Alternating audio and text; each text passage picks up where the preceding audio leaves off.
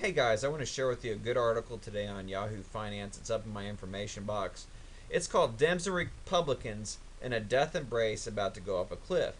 And this professor, Alan Auerbach from the University of Berkeley in California, said that within the next few years we'll have an impossible GDP to debt ratio. And that by 2026, if you continue along this path, it's going to be 108%, which is completely impossible because the whole economy would implode on itself. But the funny thing about this article and this video interview was they're only talking about debt, which really isn't our only problem. I'm seeing more problems coming from the inflation that's headed our way from the two bailouts. And these two bailouts right now are working their way through the fractional reserve banking system. And by the time they hit the people, it's going to be about $12.6 trillion in money creation. And that's going to cause people to go into an insane amount of debt and cause even more debt to GDP ratio. It's kind of funny that they don't talk about the failure of the fractional reserve banking system, but they just keep on these Keynesian type arguments, and it doesn't really make any sense. And another thing that was not mentioned is the Medicare system, which is about to fail. I read an article about a year ago that said it had about 7 years left.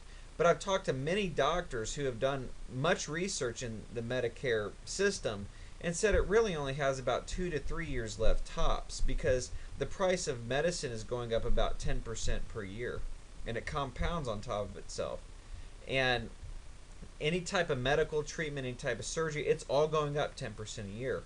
So there's no way that the Medicare system, they're just speaking without any type of inflation in the medical field, that it had 7 years left in this article. And I found it kind of funny that these things aren't mentioned by this fellow, this big professor at the University Berkeley in California.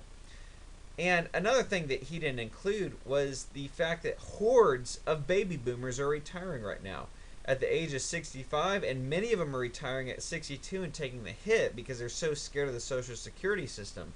The Social Security system is doomed by its own structure. It can only stand. It's like a pyramid, and you have to have less people on top, more people on the bottom of this pyramid for it to be able to stand. But right now, it's almost turning into a straight structure, and it's starting to reverse itself into an inverted pyramid. And with all these people retiring, and with inflation coming, and the government not adjusting Social Security for all these retirees, we're in for a completely nightmaric situation of retired people. So guys, I really think the message of today is we're screwed. We're completely screwed economically. A smart man right now to retort to currencies that have been valuable all the way back to the beginning of recorded history. Gold and silver. Get yourself some. Get yourself durable goods and things that can help you sustain your life in a complete economic collapse. The national debt, the GDP ratio, everything's going to default, guys. The paper currency, it's going to default. Nobody's going to respect the dollar any longer. These retirees, oh my gosh, I don't even know what to think what these people are going to do. Most retirees right now, in that age that I know personally, they don't have any money. They're going to rely on Social Security. And when Social Security fails, who are they going to rely on? My parents' generation, the 60-year-olds, people in their early 60s, who are they going to rely on? They're going to rely on my generation. Anybody who's working now, they're going to be relied upon by all these people who will no longer have Social Security or Medicare benefits. And I don't even know what to think about what Obamacare is going to do. It's, when they require all these older people, these retired people, to rely on younger generations and the working class generation to get their medical insurance that's mandatory. What's going to happen when there's no Medicare? What's going to happen? They're going to require my working generation to pay for their health care. Guys, the whole thing's imploding on itself as we speak right now. It's just a small matter of time.